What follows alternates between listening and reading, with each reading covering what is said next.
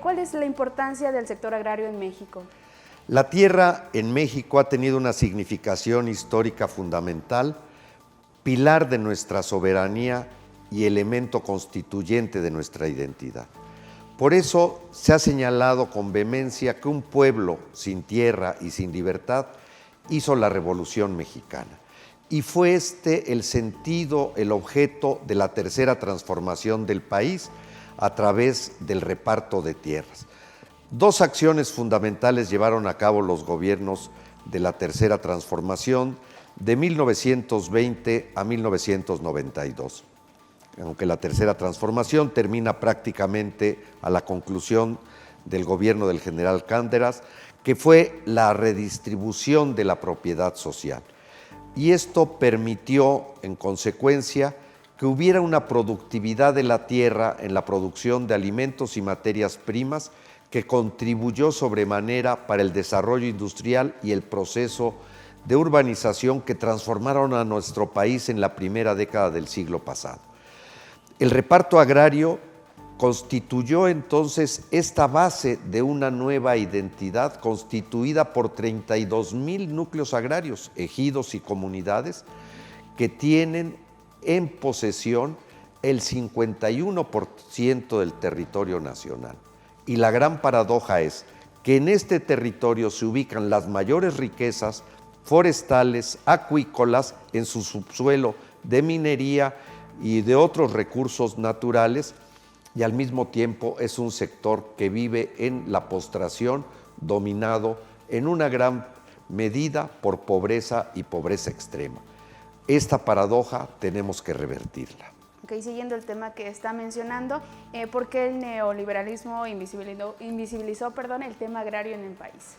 En primer lugar, cuando los requerimientos de demanda de alimentos y materias primas fue disminuyendo, las políticas que habían apoyado la producción agropecuaria en los núcleos agrarios se fueron abandonando a finales de la década de los 60. La crisis agropecuaria fue el origen de la crisis económica del país. En 1971, el llamado año de la atonía, México tuvo que salir al mercado mundial de alimentos porque no producíamos el maíz suficiente y necesario en el país. Pero en lugar de apostar a reforzar las políticas de apoyo, de fomento a la producción, se fueron abandonando por parte de los gobiernos a partir de 1980 y se consideró entonces que el sector agrario era improductivo.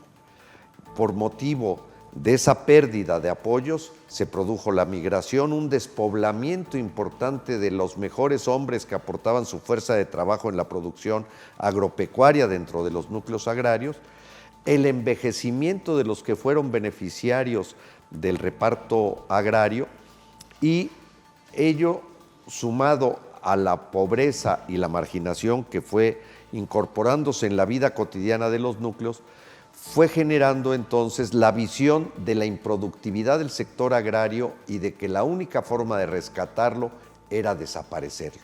Y para ello se invisibilizó la existencia del sector agrario, de tal suerte que la reforma de 1992 a la Constitución no solamente canceló el reparto, sino estableció una ruta para que desaparecieran los ejidos y comunidades a través de un proceso jurídico de privatización.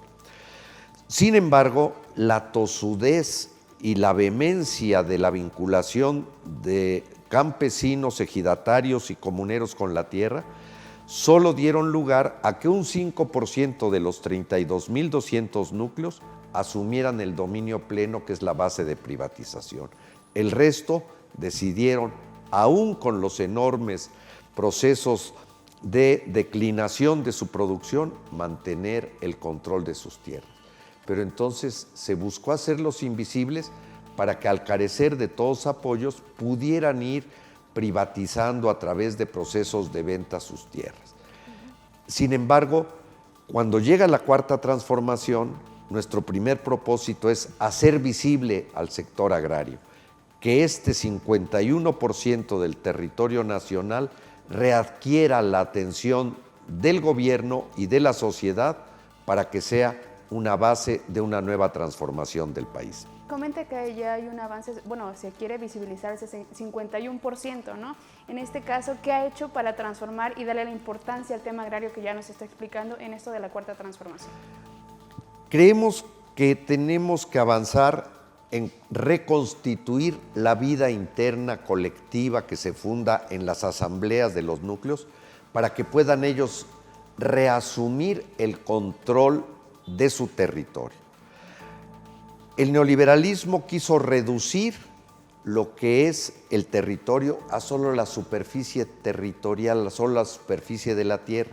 Separó el agua, el bosque, la selva, la biodiversidad y por otro logró establecer una barrera entre los bienes del subsuelo, que son propiedad de la nación y que tienen la posibilidad de ser concesionados, con la superficie.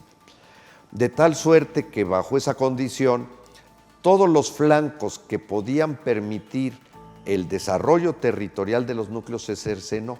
Lo primero es reconstruir la visión del territorio como una unidad que incluye el suelo, el agua superficial, la selva, el bosque, la biodiversidad, el conocimiento tradicional, los lugares sagrados y los lugares de contemplación, como una unidad de la que son propietarios los núcleos agrarios, para que tengan la posibilidad de decidir su aprovechamiento en términos de su bienestar.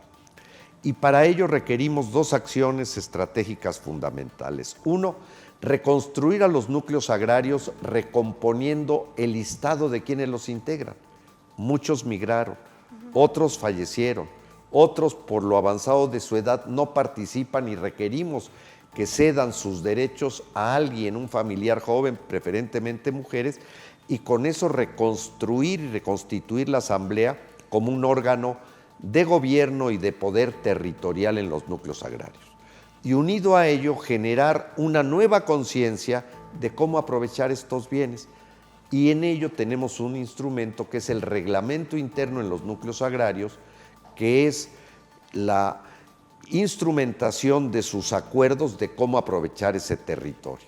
Este objetivo lo estamos buscando a través de 4 acciones particulares. 1, incorporar la noción de derechos humanos con perspectiva de género.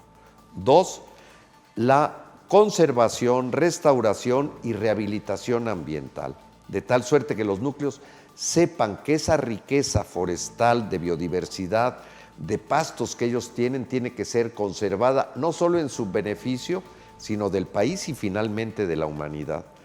Tercero, constituir comités de salud, agua, alimentación y bienestar en cada núcleo que permitan un proceso reeducativo en estos temas.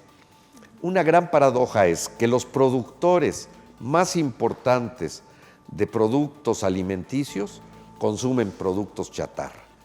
Y esto porque se ha perdido la tradición de la rica culinaria ancestral de la que somos poseedores y que tenemos que recuperar. Para eso crear un comité de alimentación en donde las abuelas sabias reintegren ese conocimiento del aprovechamiento de los bienes que la naturaleza nos presenta y con lo que vivieron nuestros ancestros. Claro. Cuando los españoles llegaron a conquistarnos, admiraban de cómo sin la proteína de la carne teníamos una población tan fuerte. Bueno, porque la proteína no solo proviene del animal, en muchos animales que sí se consumían, pero sobre todo las plantas que se han perdido en su alimentación. Yo antes aquí en Jalapa me acordaba que encontraba uno los quelites, la verdolaga, y han ido desapareciendo de la dieta culinaria. Tenemos que recuperar esto. Y en términos de salud, una experiencia del COVID es la necesidad y la importancia de vincular a los núcleos con los centros y clínicas de primer piso de IMSS Bienestar. Y en eso estamos trabajando. Y finalmente, la cuarta orientación es construir una cultura de la paz en los núcleos agrarios, que no es otra cosa que reaprender de la solidaridad, la reciprocidad y la convivencia. Recuperar prácticas como el tequio, que es el trabajo colectivo en beneficio de la comunidad, o la mano vuelta. Todos te ayudamos a construir tu casa, pero tú nos ayudas cuando cada uno requiera de esa construcción, o trabajar en obras comunes.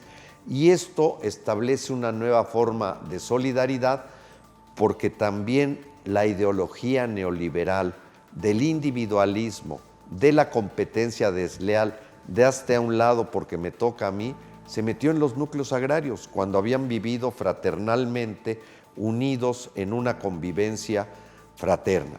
Hoy esto es lo que tenemos que recuperar. Con estas dos líneas, creemos, como pilares fundamentales, podemos ir incorporando otras acciones que se orienten en síntesis a lograr el desarrollo social y sustentable de los núcleos agrarios para que tengan una posibilidad de contribuir de una mejor manera al desarrollo económico, al crecimiento del país, pero sobre todo en generar su bienestar en mejores condiciones de vida para quienes habitan los núcleos agrarios, que son 25 millones de mexicanos. Escuchamos que está usted muy empapado en el tema y que aborda todas las aristas, ¿no? Pero ¿qué es lo que falta en un futuro inmediato para el tema agrario? Creemos que se requieren acciones muy importantes. La primera son reformas, por lo menos indispensables, que modifiquen la ley agraria para garantizar que se contenga la especulación sobre sus tierras, para generar mejores prácticas asociativas y para evitar que la especulación sobre la tierra pueda seguirse manteniendo. Por otra parte, creemos que tiene que haber un cambio institucional. La última herencia neoliberal institucional que tenemos fue la creación de la Secretaría de Desarrollo Urbano, Territorial y Agrario. Y en la SEDATU, la última preocupación, y lo dije así a propósito, aunque es Secretaría de Desarrollo Agrario, su última preocupación es lo agrario. Hoy tenemos que pensar en una nueva institución acorde con esta perspectiva. Estamos proponiendo la Secretaría de Transformación Agraria que reintegre las funciones que están en SEDATU, más todas las instituciones que estamos en el sector, para darle una nueva perspectiva de transformación y de organización. Por otra parte, uno de los saldos positivos que tuvo la reforma de 92 fue haber creado los tribunales agrarios, un órgano autónomo que corresponde a una vieja demanda de Emiliano Zapata de tener tribunales especializados para resolver los temas de la tierra. Pero a lo largo de estos años, los tribunales, al ser autónomos, han carecido de un mecanismo adecuado de control y por eso proponemos la incorporación con su autonomía de los tribunales agrarios al Poder Judicial de la Federación, igual que existe el Tribunal Federal Electoral. Esto y descentralizar sus funciones para garantizar una más eficaz, oportuna y expedita impartición de la justicia agraria. Creemos que estos dos puntos institucionales, más el desarrollo y ampliación de las políticas que venimos impulsando con una dimensión social sostenible más amplia, nos dará condiciones de fortalecer y garantizar que el sector agrario tan relevante y con el cual vamos a vivir los mexicanos hasta el resto del mundo, puedan tener la participación y la incorporación a la transformación del país. Okay, pues le agradecemos mucho su tiempo y cuando guste venir otra vez más. Les agradezco mucho, son muy generosos y todo esto contribuye a crear una nueva conciencia sobre la importancia de este sector tan vital en México, del cual se ha hecho un elemento olvidado en los anales del pasado. Gracias.